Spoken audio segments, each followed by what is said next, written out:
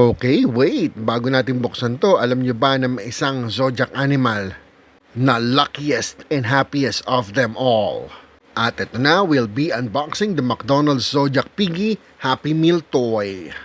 If you were born in the year of the pig, this might actually be your lucky collectible. At ito na yung box. Ayan si Little Pig at si Birdie, yung nasa loob na. May spoiler na, ayan naman yung pangalan ng pig.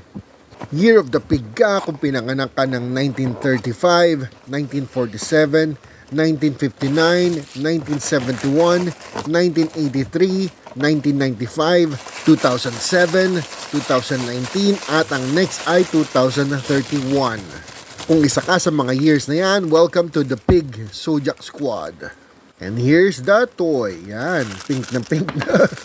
At ayun na nga si Birdie, no? Nakabalot pa siya. Open na natin. And paper reveal. Tenin! Parang first time natin siya nakuha, no? Reviewin muna natin to. Ito si Birdie. Yung costume niya, no? Meron siyang ponytail. Meron siyang parang goggles, no? Parang pilot goggles yan. At ayun yung sa likod, yung parang scarf, no? Pang piloto talaga kasi nga lumilipad siya. Birdie, no? May point naman, no? At lagay na natin siya sa loob ng pig. In the Chinese zodiac, the pig symbolizes luck, generosity, happiness, and prosperity. People born under this sign are often known for being kind, warm-hearted, and easy to get along with. So pala kaibigan sila, no? They also enjoy life's good things, good food, fun moments, and spending time with friends and family. Basically, pig zodiac people are all about good vibes and good times. So, para mga party people to, no? So, kung pig zodiac ka, chances are ikaw yung pinaka-chill at pinaka-masaya sa barkada. At ito naman ang iyong mini horoscope for this year. This period may bring good fortune and happy surprises.